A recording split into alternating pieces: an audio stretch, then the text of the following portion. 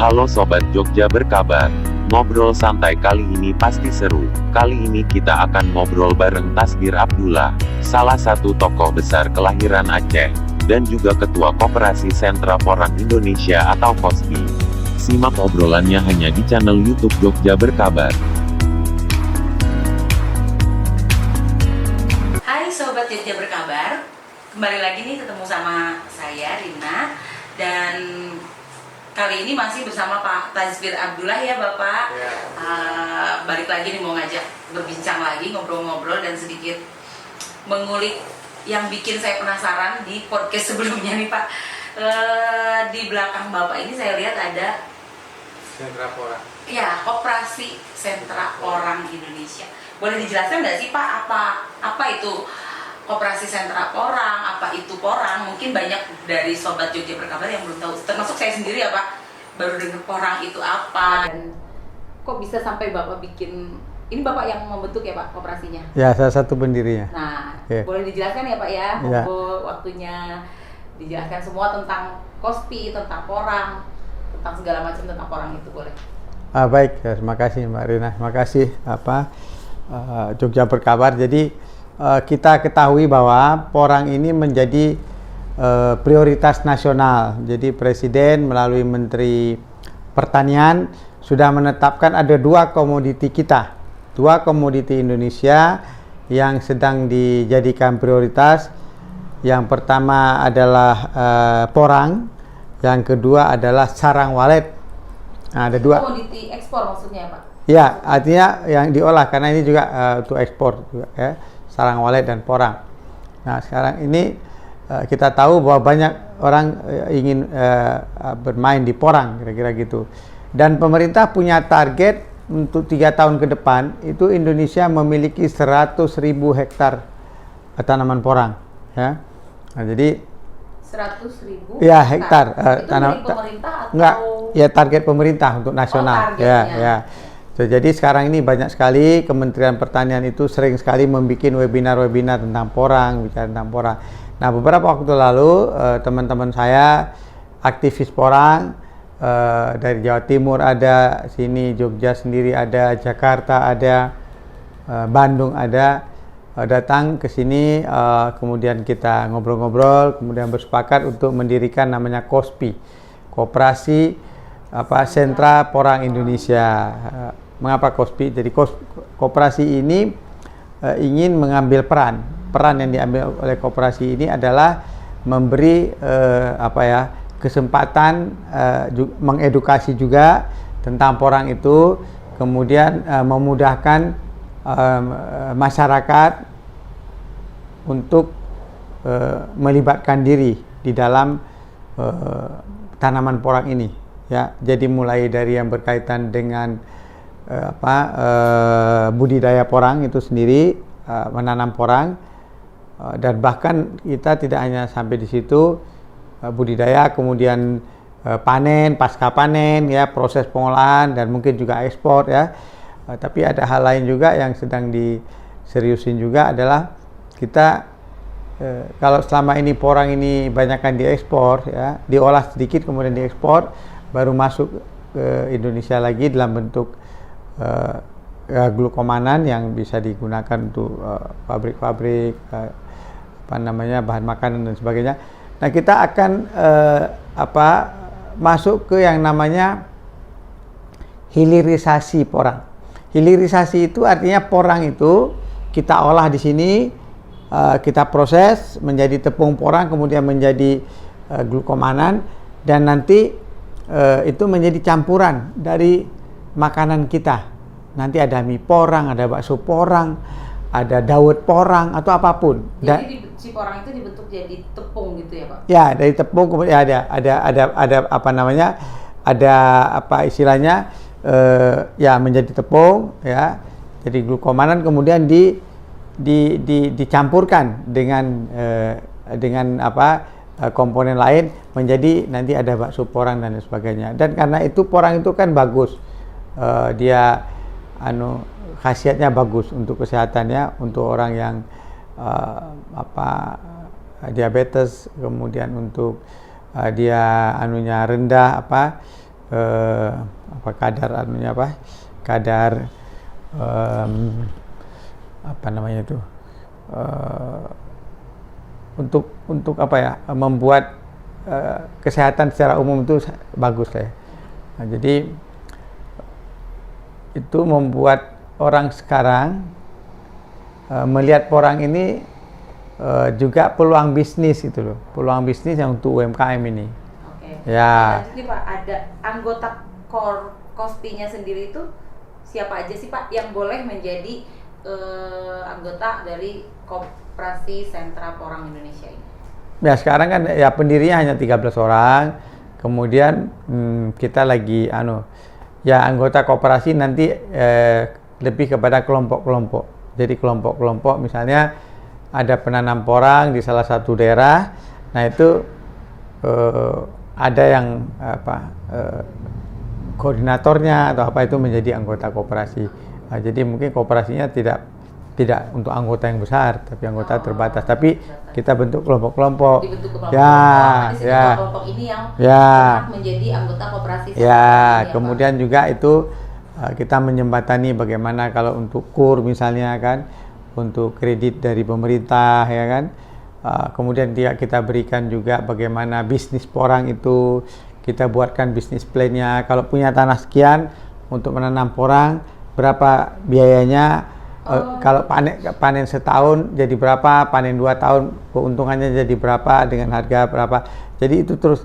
Jadi knowledge-nya kita berikan, kemudian kita ajak semua ahli-ahli bicara dengan porang karena selama ini kan porang ini banyak diekspor ke negara lain. Kita ekspor dalam bentuk chip ya, sudah dipotong-potong, sudah dikeringkan ya kita ekspor. Jadi ada juga tepungnya, kemudian diolah lagi di negara lain, masuk lagi ke sini, impor lagi ke kita gitu. Jadi itu yang mau kita coba sekarang. Petani itu bisa lebih cerdas, dia mengerti bagaimana budidaya porang, kemudian hasilnya bagus, kemudian diserap di dalam negeri juga. Salah satunya menjadi produk-produk yang kita bisa makan, ada keripik porang, ada chip dan sebagainya nanti. Kira-kira gitu. Sehingga ekonomi lokal ini bergerak. Dan sekarang ini karena ini menjadi prioritas dari pemerintah, pasti perhatian pemerintah kan besar. Perhatian besar. Jadi disampaikan oleh pemerintah bahwa ini porang ini termasuk ya harapan masa depan lah untuk ekonomi kita. Makanya banyak sekali orang-orang sekarang mau menanam porang. Ya kami koperasi ini mencoba menjembatani memfasilitasi informasi paling tidak dan menjembatani dan meminimalisir tingkat kegagalan. Kan bisa kalau nggak ngerti kan, saya sudah invest sekian, tahunya kok hasilnya nggak bagus atau begitu panen nggak ada yang beli dan sebagainya, kira-kira gitu. Sebenarnya porang itu sejenis apa sih Pak? Porang itu umbi-umbian. Jadi porang itu sudah dikenal oleh dulu apa ya, iles-iles ya kali bahasa Jawa ya. Ya, tapi kata teman-teman dulu kan itu kan yang pertama mengembangkan kan tentara Jepang dulu di sini ya. Dia dikembangkan ada di Aceh, di Sumatera, di mana-mana. Jadi dulu katanya udah itu pohon itu jangan disentuh, pokoknya kita juga nggak tahu kan. Jadi dari dulu sudah diekspor, kita kirim ke Jepang. Makanya Jepang sudah menghasilkan mengirim ke kita yang bentuk shirataki itu. Berhasil ya itu dari porang itu. Jadi sebenarnya mereka kalau kita punya pengetahuan tentang porang itu mereka sebetulnya tidak begitu senang sebetulnya. Sekarang juga di kampus di UGM kita ada partner kita di UGM, di Unsri itu ada doktor-doktor yang sudah memiliki ilmu tentang porang. Dan sekarang kita juga sedang meneliti di UGM tentang beras porangnya itu tingkat keamanan untuk dikonsumsi. Jadi porang itu sendiri kan punya 2 kandungan yang berbahaya di situ. Ada oksalat itu dia sangat gatal ya, gatal oksalat. Dan satu lagi juga dia ada sianidanya, ada racunnya.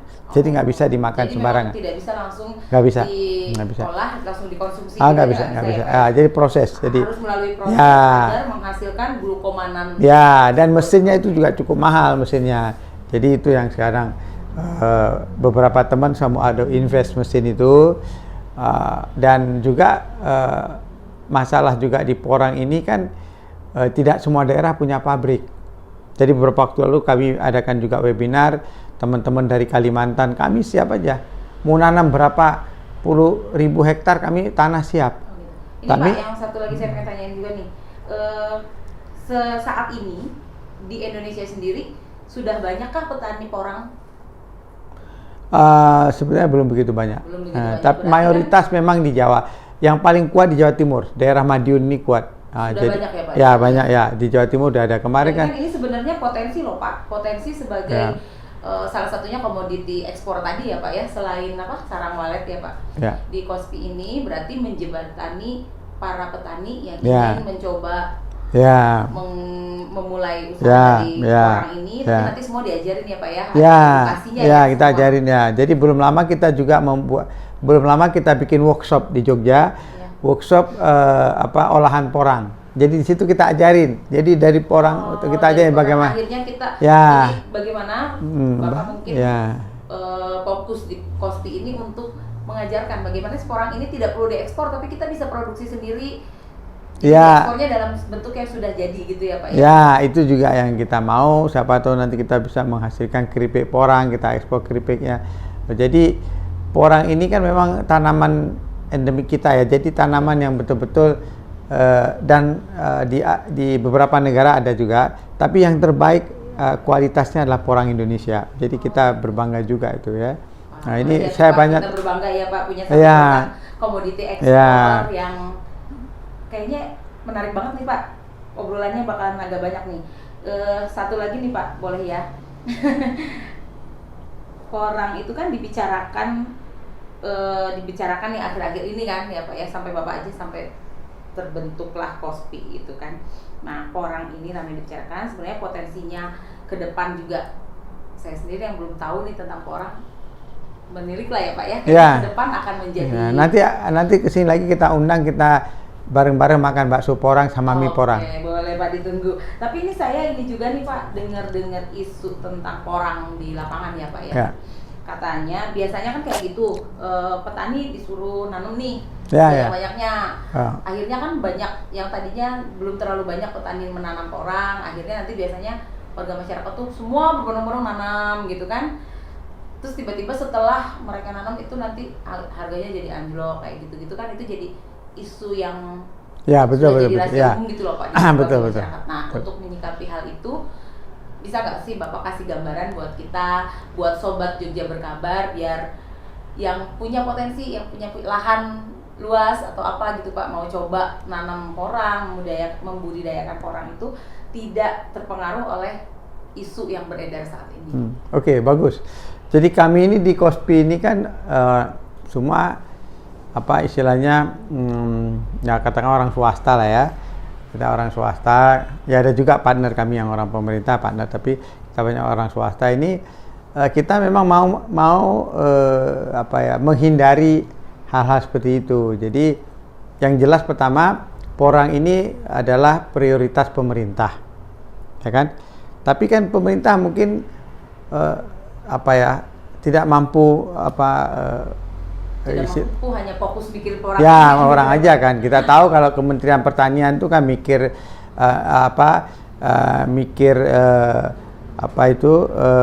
jagung, mikir padi, mikir beras, mikir macam-macam, mikir yang tanaman yang lain juga kan. Jadi mikir khusus untuk porang ini, kami mencoba. Jadi kami ini berdiri sebagai menjembatani antara target pemerintah dengan ke masyarakatnya. Jadi kita memberi pengetahuan, memberi info yang bagus, yang benar. Jangan sampai ada disalahgunakan atau ada orang-orang yang kurang bertanggung jawab mungkin, ya kan, misalnya kan kita ada kosnya, kita hitung 1 hektar tanah Kalau kemarin kan belum lama kan ada paparan dari Pak Dirjen ya, Dirjen Tanaman Pangan Kementerian Pertanian, dia katakan bahwa 1 hektar tanah itu sekitar 80 juta biayanya. Biaya untuk 1 hektar tanah. Ya, untuk menanam porang. Tapi tahun pertama, kira-kira 10 bulan atau 8 bulan, panen pertama itu bisa jadi uang sekitar 130 juta. Kalau itu ditahan, tidak dipanen tahun pertama, panennya di tahun kedua, itu bisa 240-an juta. Karena sudah membesar. Masa panennya berapa lama sih, Pak? Masa panennya setahun kurang dikit lah. Setahun kurang. Ya. Tadi Bapak ya, jadi masa panen 1 tahun. ya. Tadi Bapak bilang gini, panen di tahun pertama. Ya, jadi ada panen pertama, panen kedua. Panen pertama itu kan belum begitu besar, ada sebagainya. Ini dari yang Pak Dirjen kan mengatakan bahwa biaya menanam 1 hektar kira-kira 80 juta sekitar itu kan, untuk pupuk, untuk pengolah tanah, macam-macam, untuk bibit dan sebagainya kan. Hasil pertama sekitar 130 juta. Kalau ditahan lagi tahun kedua baru diambil, itu bisa 240-an juta. Nah, jadi itu kan menarik tuh. Ya, menarik sekali kan. Tapi dalam kondisi normal, nanti kan kita akan bicarakan bagaimana harga jual dan sebagainya. Nah, inilah kalau itu kan menyangkut juga. Ini yang sedang juga kita pikirkan. Misalnya bisa juga kalau pabrik kita sedikit, kan pabrik nggak mampu ngolah bisa juga. Atau jarak antara kebun dengan pabrik jauh. Nah, misalnya teman-teman di Kalimantan tuh panen tapi nggak ada yang nyerap, pabrik nggak ada. Dia kalau ngirim ke Jawa kan besar, ya misalnya gitu kan. Nah, hal semacam itu sudah pernah dibicarakan dalam webinar dan sebagainya. Nah ini, jadi kami ini KOSPI ini ingin melibatkan diri dalam budidaya itu. Satu, yang kedua, KOSPI akan melibatkan diri dalam hilirisasi. Nah, untuk hilirisasi ini kami koordinasi dan juga dibantu oleh Fakultas Teknologi Pertanian Universitas Gadjah Mada. Kita sedang meneliti, minta mengukur tepungnya itu tingkat keamanan untuk menjadi dikonsumsi seberapa gitu kan. Dan kalau itu menjadi makanan kita makan langsung, misalnya bakso porang, mie porang kan harus terjamin kadar yang nanti orang mengandung 2 bahan berbahaya. Ya, nanti kita juga akan ke Balai POM juga, sedang proses ke Balai POM, ada pengawasan obat dan makanan itu. Jadi ya mudah-mudahan ya karena selama ini kan kita terima beras shirataki dari Jepang kan, itu bahaya ya, itu murni porang itu. Porang kita dibawa ke Jepang, dia punya mesin, dia punya olahan, ya. Itu yang bisa dimakan itu berapa 95% dari kadar dan sebagainya. Ada ukurannya itu kan. Jadi kita akan coba ke sana. Mungkin juga kita mesinnya belum secanggih Jepang mungkin. Ya, jadi mungkin akan. Di Pulau Jawa sendiri ada berapa pabrik, Pak, untuk? Yang terakhir di Madiun ada, di Jawa Timur lebih banyak Jawa Timur. Makanya belum lama ini kan Gubernur Jawa Timur kan sangat serius bikin statement, pokoknya kita akan porang. Dan juga sekarang kami KOSPI ini berusaha bekerja sama dengan perhutani. Jadi karena porang ini kan sifatnya kan dia tidak perlu langsung dengan matahari, dia bisa di bawah pohon. Jadi dia bisa jadi tanaman di bawah di bawah pohon jati, dia ditanam di situ. Porang kan dia kan hanya umbi-umbian, jadi lebih nyaman lah. Jadi tapi jangan ditanam di sawah. Dia tidak di sawah, dia tanah pekarangan. Dan ada tingkat level ketinggian juga. Jadi kalau di pinggir laut mungkin dia nggak cocok dia. Dia perlu juga tapi terlalu tinggi juga enggak. Ya, ada. Makanya kita ada timnya sekarang. Nah, di KOSPI ini kita punya tim orang yang mengerti sehingga bisa memberi advice kalau edukasi ya. Siapa tahu nanti pendengar dari Jogja Berkabar ini ada yang berminat tentang porang, nanti kita itu. Iya, betul tuh Pak. Jadi kesempatan ini sekalian kita mempromosikan ya Pak. Ya, terima kasih ya. Komoditi inti sekarang malah jadi komoditi utamanya di Indonesia untuk ekspor produk pangan ke luar negeri ya Pak, terutama Jepang mungkin ya. Beras shirataki itu. Ya. Nah, selain Kospi nih Pak, tadi kan Bapak bilang ini mewadahi semua orang yang ingin belajar membudidayakan lah ya istilahnya, mengembangkan pertanian. Nanti ada dua, di samping budidaya juga hilirisasi. Hilirisasi itu maksudnya porang diproses menjadi makanan. Nah, itu kita sebut hilirisasi. Jadi ada dua, yang satu budidaya. Budidaya itu tetap seperti yang pertama ya. Ya, kalau budidaya itu produknya bisa diekspor, bisa dikasih ke pabrik, tapi kalau hilirisasi ini kan bisa menjadi usaha rumahan. Jadi bisa nanti UKM terlibat, ada bakso porang, ada mie porang, ada dawet porang gitu misalnya kan, ada makanan. Kan sekali nih Pak di kondisi pandemi kayak gini, kan seluruh Indonesia ini banyak yang nggak ada kerjaan. Iya ya betul. Itu kan bercocok tanam, salah satunya bisa memanfaatkan porang ini juga kan Pak? Iya betul. Jangka berapa lama sih Pak untuk panennya dari nanam nih? Nah itu kan paling cepat 8 bulan tuh, sekitar 8 bulan. Ya. Paling cepat 8 bulan ya. Sekitar itulah.